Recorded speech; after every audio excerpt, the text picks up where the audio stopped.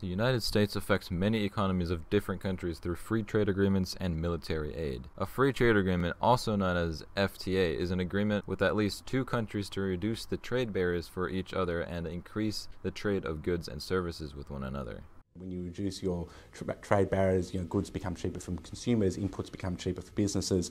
So, it's always led to the question, well, why do we really need to negotiate a trade reduction if the trade reduction is so beneficial for the country doing the trade reduction? According to The Balance, South Korea is our sixth biggest trading country for exports. The US and the Republic of Korea signed the United States-Korea Free Trade Agreement, or also known as KORUS FTA, on June 30th of 2007. The total trade of goods and services with these two countries is an estimated $144.6 billion as of 2016. This is important because our agreement with them is affecting both our economy and South Korea's economy. After the agreement was signed, U.S. trade goods trade deficit with Korea was $27.7 billion, which is a 2.3% decrease from 2015, showing that the trade costs have actually gone down after the KORUS FTA was signed in 2007. Military aid is another way the United States affects another country's economy. In 2015, the U.S. spent over $20 billion in military aid, with 75% going to Israel and Egypt.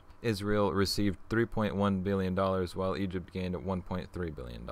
The year before that, the U.S. spent at least $31 billion on the same countries, with the most of the money going to Israel and Egypt again. These numbers help the country fight against wars and keep their territory. This affects their economy because they don't have to spend as much money on their own military, while also affecting our own as we are the ones losing the money. Overall, the United States uses its own economy to affect many countries that are either in need or when the U.S. wants to become better allies or new allies with the country. China being the biggest export for the US, its economy has changed drastically over the ages because we buy from them. Israel's military funding has changed drastically because of the US making a budget for them from our own military aid.